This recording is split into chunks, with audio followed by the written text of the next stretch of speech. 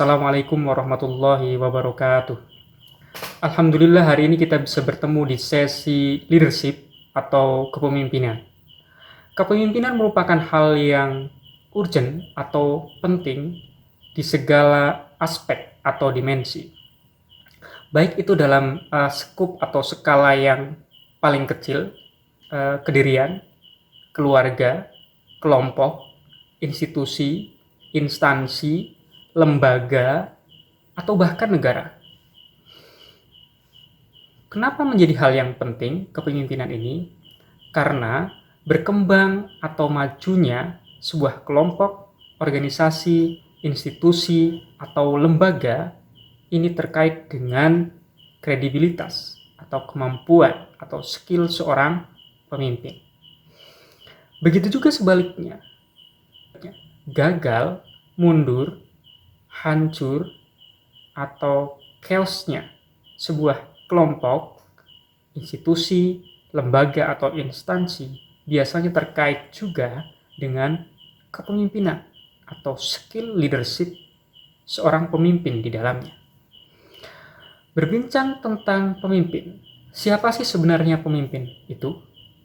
Oke, seorang pemimpin adalah seseorang yang aktif membuat perencanaan atau planning, melakukan koordinasi, melakukan percobaan atau trial dan error, melakukan kerja untuk mencapai tujuan, cita-cita, atau visi bersama dari kelompok, organisasi, atau institusi yang dia pimpin. Berbincang tentang pemimpin, apa saja yang dibutuhkan untuk memimpin? Terkait dengan hal tersebut, ada beberapa kriteria yang dibutuhkan untuk memimpin.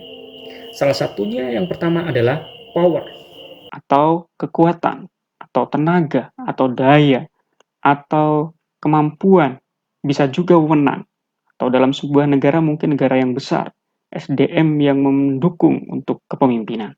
Yang kedua adalah skill, atau kecakapan, atau kepandaian, atau keterampilan seorang pemimpin. Yang ketiga adalah motivation, atau dorongan, atau daya batin, atau kemampuan untuk melakukan motivasi. Yang keempat adalah responsibility, atau tanggung jawab. Ini dibutuhkan untuk memimpin, atau mampu untuk mempertanggungjawabkan atas kebijakan, atas hal-hal yang telah dilakukan, baik oleh dirinya ataupun bawahannya. Kemudian yang kelima adalah teamwork, atau kerjasama. Idealnya seorang pemimpin mampu bekerja sama dalam kelompoknya, dalam organisasinya, bersama dengan bawahannya dan juga struktur lain yang ada di luarnya. Yang keenam adalah communication, atau mampu berhubungan, menjalin komunikasi, atau memberikan kabar, atau pengumuman, atau pemberitahuan yang berhubungan dengan yang dipimpinnya atau hal-hal lain di luar kelompoknya. Yang ketujuh adalah kompeten. Artinya, seorang pemimpin idealnya memiliki kecakapan, kemampuan, kompetensi, atau wewenang. Yang kedelapan adalah support, atau memiliki dukungan, atau sokongan, atau memiliki bantuan, atau mampu membantu. Yang terakhir adalah vision. Seorang pemimpin idealnya mempunyai visi, tujuan, harapan, atau cita-cita. Adapun tugas pemimpin adalah yang pertama, bekerja dengan orang lain. Kemudian, tanggung jawab dan mempertanggungjawabkan.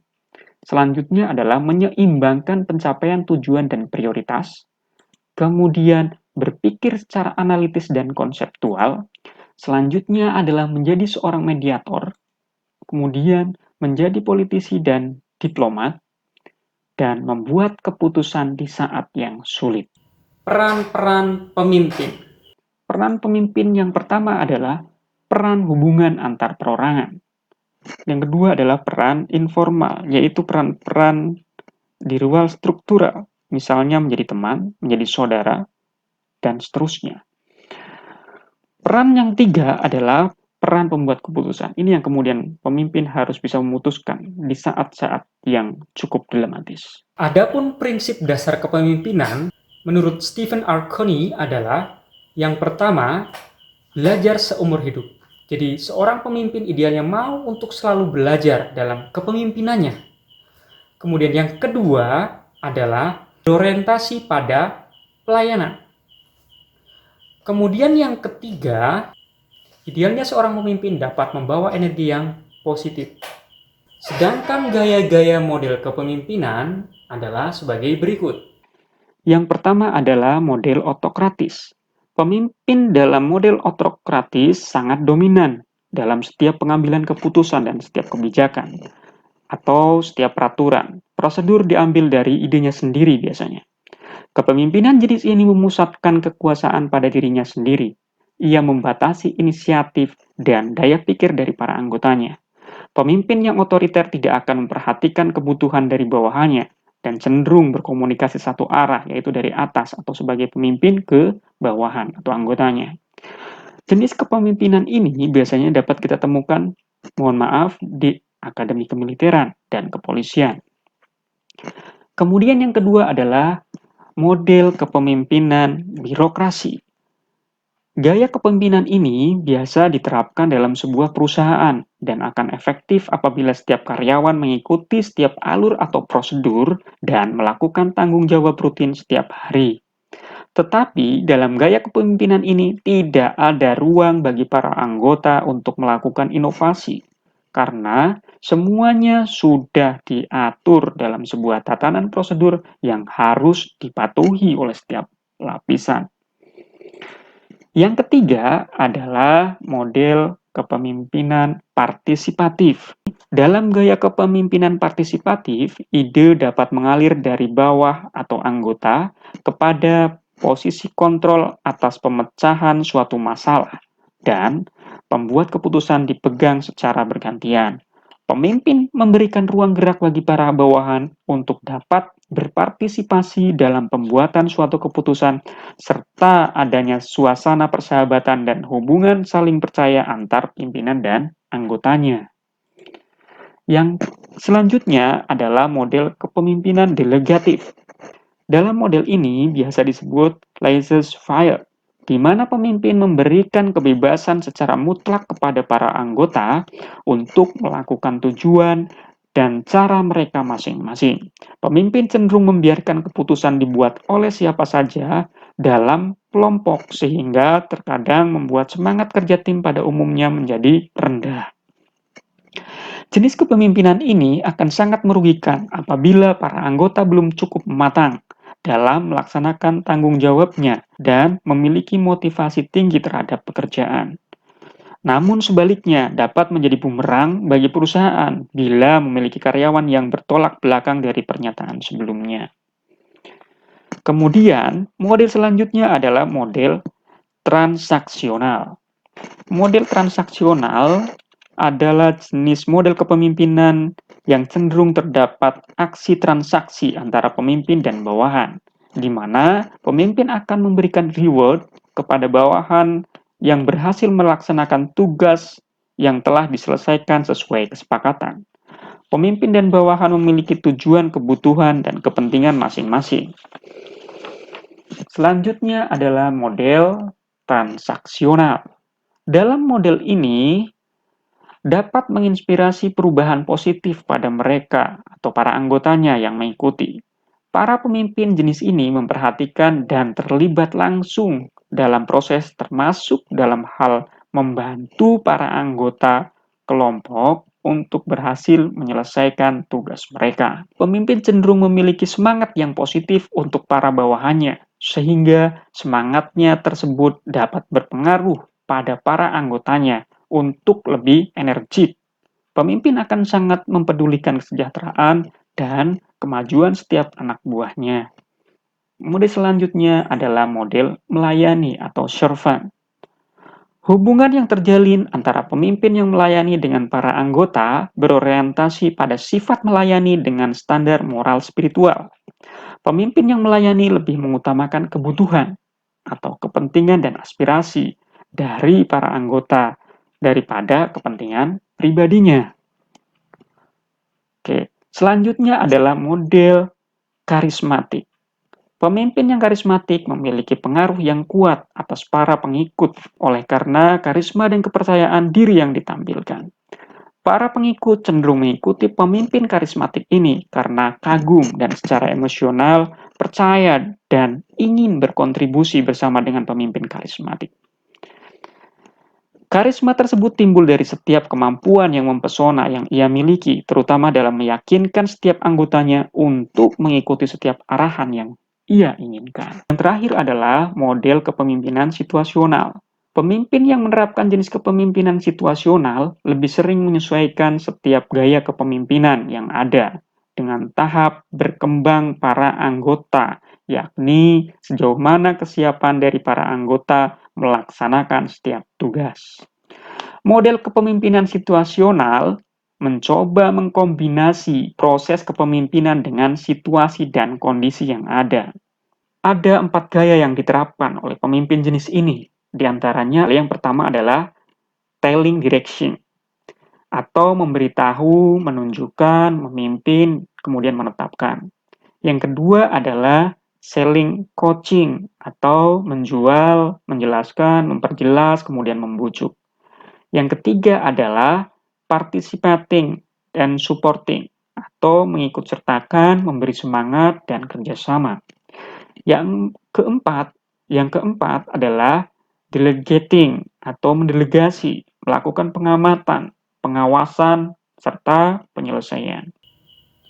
Presiden Islam terkait kepemimpinan. Adapun model kepemimpinan dalam Islam adalah sebagai berikut. Dalam agama Islam terdapat banyak sekali presiden terkait kepemimpinan yang baik. Salah satunya adalah presiden yang diambil dari Nabi Muhammad SAW, di mana Nabi Muhammad dikaruniai 4 sifat utama, yaitu sidik. Sidik berarti jujur dalam perkataan dan perbuatan. Yang kedua adalah amanah. Amanah berarti dapat dipercaya dalam menjaga tanggung jawab.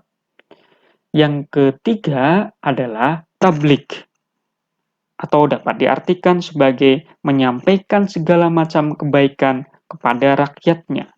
Yang terakhir adalah fatona. Fatona dapat diartikan cerdas dalam memanage, mengelola, atau mengembangkan masyarakatnya atau yang dipimpinnya. Beberapa prinsip kepemimpinan dalam masyarakat Jawa adalah sebagai berikut. Dalam masyarakat Jawa dikenal 3 prinsip dasar kepemimpinan, yang hal ini dipopulerkan oleh Ki Hajar Dewantara. Konsep tersebut yang pertama adalah konsep Ingarsa Sungtulada. Konsep ini diartikan sebagai pemimpin, terkadang kita perlu berdiri di depan dan memimpin pasukan. Ini penting, terutama jika pasukan kita terdiri dari orang-orang yang kurang berpengalaman. Cara paling mudah memimpin pasukan adalah menjadi teladan, dan cara paling mudah menjadi teladan adalah practice what you preach, atau menjalankan yang Anda khotbahkan. Yang kedua adalah ingmadya mangun karsa. Terkadang sebagai pemimpin kita perlu di tengah-tengah membangun pasukan dan berjuang bersama anak buah atau yang kita pimpin. Biasanya kondisi ini terjadi ketika anak buah kita belum terlalu mengerti tugas dan kewajibannya dan mereka sedang menghadapi pekerjaan yang sulit. Anda perlu membiarkan mereka melakukan sendiri, tetapi dengan membangun jiwa mereka agar semangat dan motivasi mereka tetap membara. Di tengah-tengah mereka, Anda menjadi motivator yang membangun semangat. Yang ketiga adalah tuturi handayani. Hal ini dapat diartikan ketika pasukan atau tim Anda sudah mampu melakukan pekerjaan mereka, kini tugas sudah lebih mudah. Anda perlu step back dan berdiri di belakang memberikan dorongan dan coaching. Biarkan mereka bertugas dan tugas Anda mengamati atau mengevaluasi pekerjaan mereka. Berikut ini adalah beberapa quote atau kata-kata bijak terkait dengan leadership atau kepemimpinan. Para pemimpin sejati memahami bahwa kepemimpinan bukanlah tentang mereka, tetapi tentang mereka yang dilayani. Ini bukan tentang meninggikan diri mereka sendiri, tetapi tentang mengangkat orang lain. Kepemimpinan yang hebat biasanya dimulai dengan kesediaan hati, sikap positif, dan keinginan untuk membuat perbedaan. Kepemimpinan adalah tentang menjadikan orang lain lebih baik sebagai hasil dari kehadiran Anda, memastikan bahwa dampaknya bertahan lama selama Anda tidak ada. Jika tindakan Anda menciptakan warisan yang menginspirasi orang lain untuk bermimpi lebih banyak, belajar lebih banyak, melakukan lebih banyak, dan menjadi lebih banyak, maka Anda adalah pemimpin yang hebat.